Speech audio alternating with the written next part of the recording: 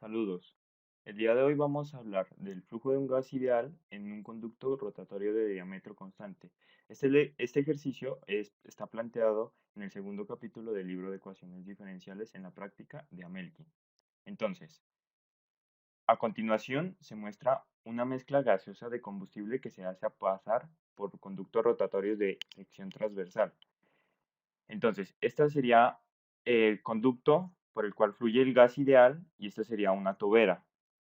Aquí tenemos el área transversal de salida. Definimos. A es la frontera de permanencia del gas ideal en la cavidad. Quiere decir que es donde se encuentra el gas inicialmente. Gamma es el coeficiente del proceso isentrópico. El proceso isentrópico se define como un proceso adiabático reversible, es decir, estos procesos adiabáticos no intercambian calor con su entorno. Entonces, B vendría siendo el gas que se dilata en la tobera.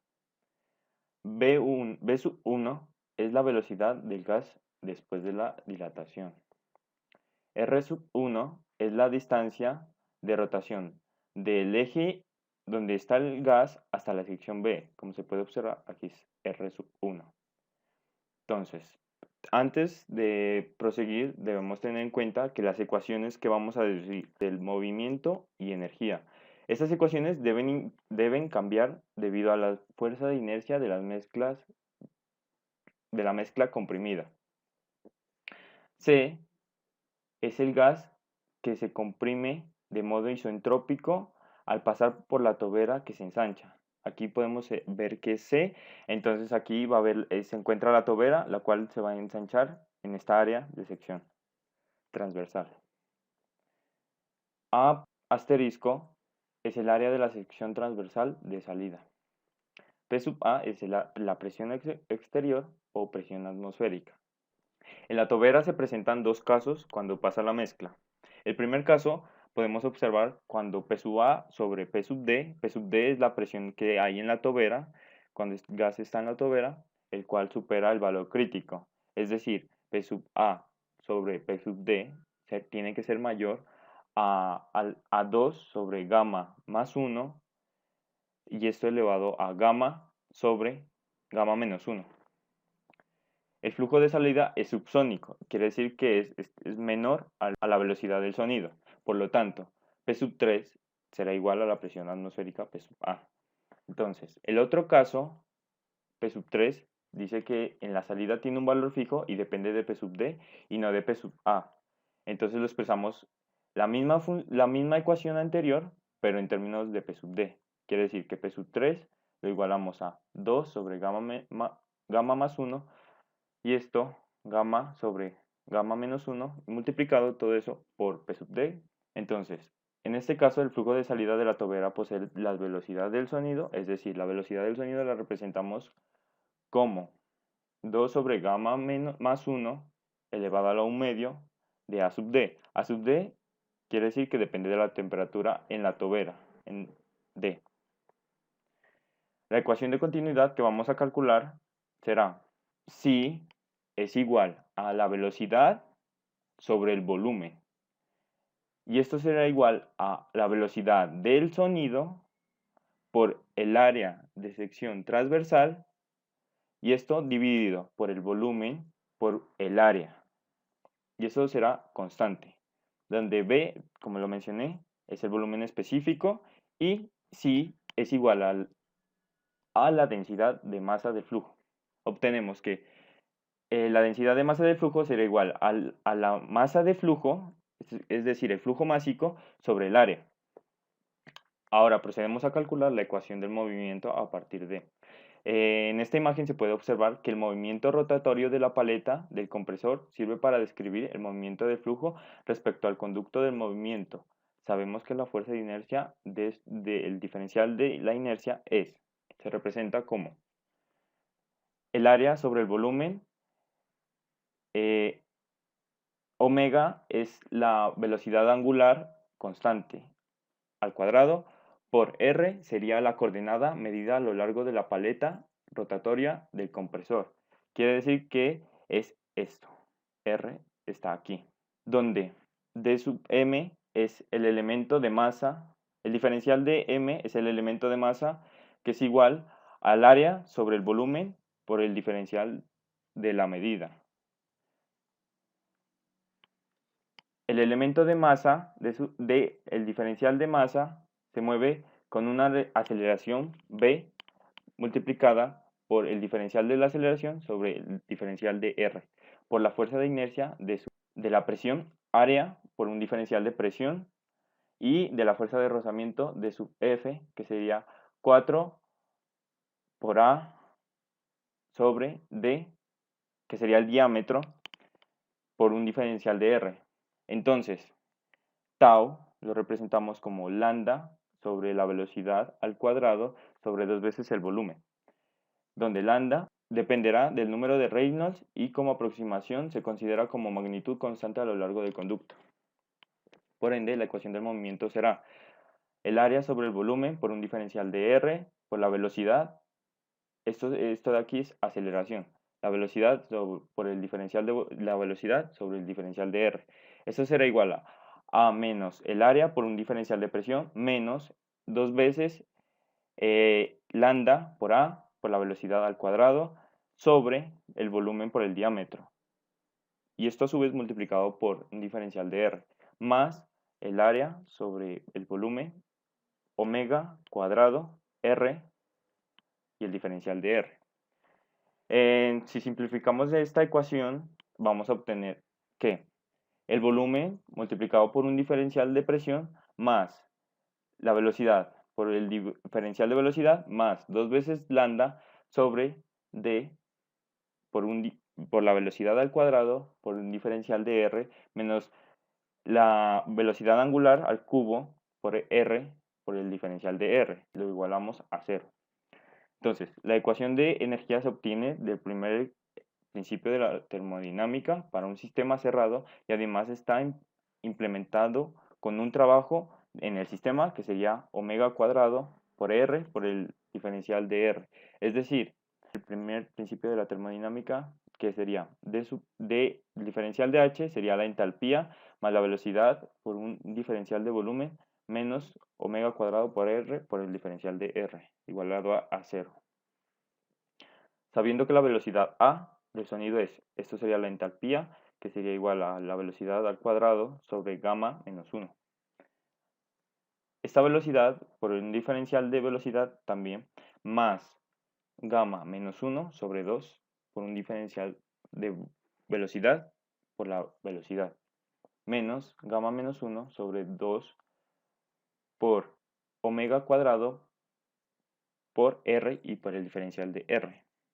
Entonces, la ecuación de la energía que obtenemos será A sub 0, lo definimos como la ecuación de energía A sub 0 al cuadrado, que será igual a al cuadrado, la velocidad al cuadrado, más R menos 1 sobre 2 por la velocidad que está al cuadrado, menos gamma menos 1 sobre 2 por omega cuadrado por R cuadrado.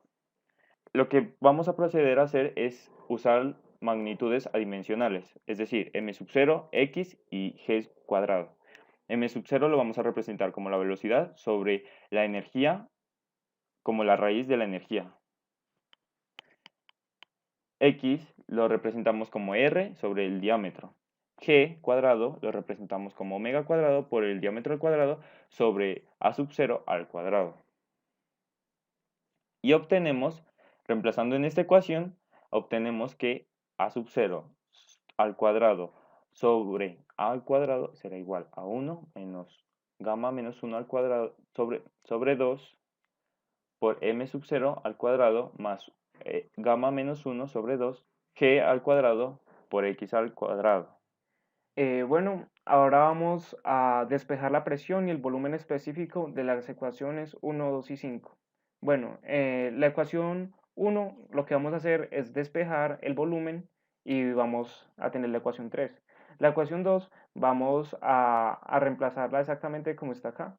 Pues vamos a reemplazar la ecuación 3 y la ecuación 5 ahí. Y lo que vamos a obtener, bueno, vamos a tener en cuenta primero esta igualdad que el compañero anterior ya no lo había mostrado. Lo que vamos a hacer es despejar B de esta ecuación y entonces por lo tanto se cancelan las gamas que están aquí a ambos lados de esta ecuación. Bueno, y así obtenemos una expresión que nos muestra la presión en la tobera. Lo que vamos a hacer es derivar esta presión para hacer un análisis más detallado matemáticamente. Ese sería el resultado de la derivación y si se factoriza, pues quedaría de esta manera, una expresión más simple. Lo que vamos a hacer es vamos a despejar el volumen de la ecuación 6 y dp de la ecuación 2 y esto lo vamos a reemplazar en esta ecuación que ya obtuvimos anteriormente.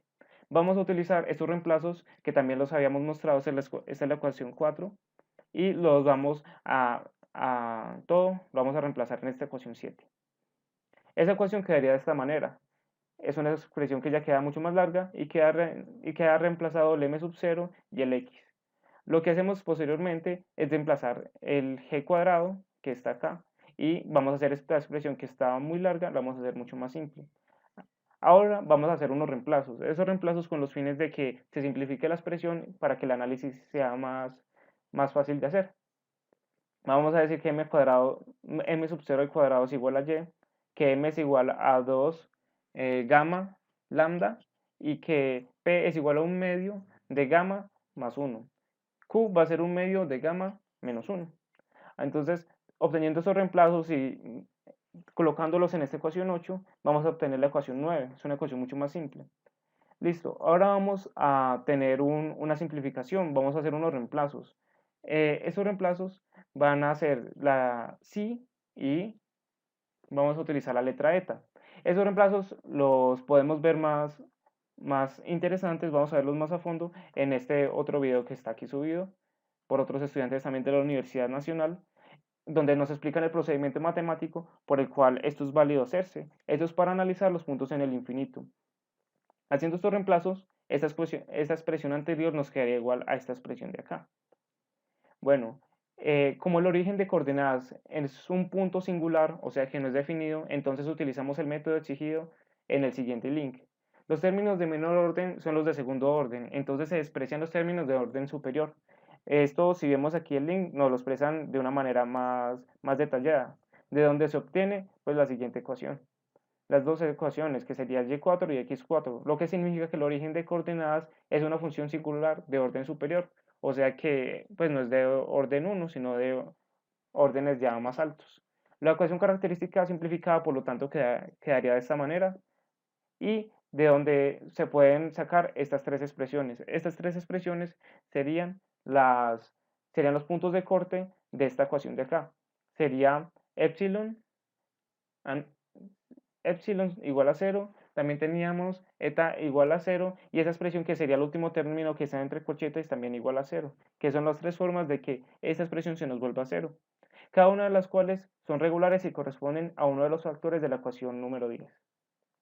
Para los valores positivos de zeta y eta, el valor de x4 es positivo en un entorno de todas las tres rectas excepcionales, consiguientemente, en el primer cuadrante y en un interno de dichas rectas, entonces tendríamos la expresión 12.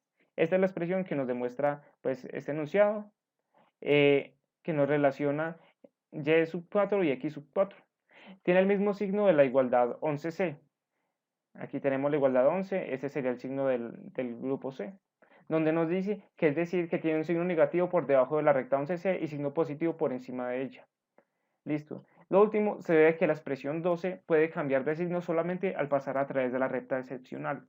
Geométricamente, esto significa que sobre todos los radios situados en el primer cuadrante entre las rectas 11B y 11C, que serían los puntos de corte, estos cuando eta es igual a 0 y cuando zeta es igual a 0, entonces el segundo miembro de la ecuación diferencial quedaría de esta manera. Esa última ecuación determina el comportamiento de las curvas integrales de un círculo con centros en el origen, o sea en 0,0 y de radio pequeño. Define un ángulo mayor que el ángulo de la inclinación de los radios sobre los radios, dispuestos entre las rectas 11C y 11A, o sea estas rectas. El segundo miembro de la segunda ecuación diferencial define el ángulo menor que el ángulo de inclinación de los radios. Pues este sería el gráfico que nos muestra este enunciado anterior. En consecuencia, el dominio normal que tiene la recta 11C es del segundo tipo. en virtud de la simetría del campo definido por el vector x4, y4. Estos resultados son válidos también para los dominios normales obtenidos de las anteriores, obtenidos mediante un giro de pi radianes alrededor del punto singular. Eso quiere decir que al girar pi radianes o 120 o 180 grados, entonces vamos a tener una expresión similar. Bueno, así pues existen dos subcurvas integrales que arriban al punto singular tangencialmente, 11C, e indefinidas curvas integrales tangenciales a lo largo de los ejes cartesianos 11A y 11B en el punto de reposo. Como se ve en el cuarto y segundo cuadrante, pues aquí tenemos otra gráfica que lo que nos muestra es esto. Contienen partes elípticas, estos dos cuadrantes de acá, ya que están dispuestos entre dos dominios normales consecutivos del primer tipo. Cada uno del primero y tercer cuadrante es dividido en dos sectores por curvas integrales tangentes a la recta excepcional. 11C en 0, 0. Dichos sectores tienen forma parabólica, pues se encuentran entre dos dominios normales consecutivos, uno de primer tipo y de segundo tipo. Además, todas las líneas integrales, excluyendo las que son tangenciales a la recta 11C, son tangentes a los ejes coordenados 11A y 11B del punto singular.